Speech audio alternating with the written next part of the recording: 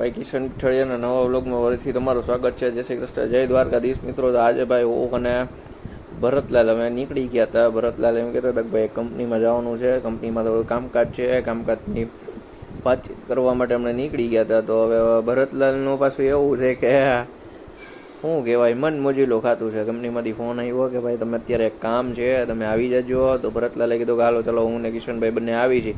પણ રસ્તામાં જતા જતા છે ને ભરતલાલને પણ યાર કામ એક એવું યાદ આવી ગયું ને, એટલે ના છૂટકે અમારે ગાડી ફટાફટ ભરાવી પડી હતી.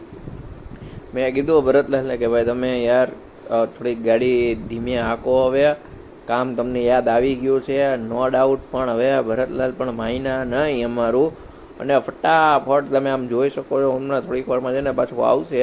ફટાફટ જો આ ટ્રાફિકમાં ભરતલાલે ઊભી રાખી દીધી. અને ભાઈ મેં એને કીધું કે ભાઈ ટ્રાફિકમાં ભલે તમે ઊભી રાખી, પણ આમ જો હબા હબી બોલાવતા બોલાવતા આમ છે ને ખબ ખબ ખબ ખબ બોલાવતા બોલાવતા ભરતલાલ નીકળી ગયા હતા. કીધું એને બહુ ભૂખ લાગી હતી. મને કહે કે કિશનભાઈ કાંઈક હવે નાસ્તા પાણી જેવું કંઈક કરવું પડશે. તો મેં કીધું કાંઈ વાંધો નહીં ભરતભાઈ, હવે આપણે તમે રાખી દો ક્યાંક ઊભી. તો ભરતલાલે જો છે ને, જો કે મોજ છે ને, બાકી એને સાઈડમાં આમ ગાડી ઊભી રાખી, રણોળાણાની રીતે હાલતો હાલતો જાય છે. અને અમે પહોંચી ગયા હતા થોડુંક આ જો દાલવડા ખાવા.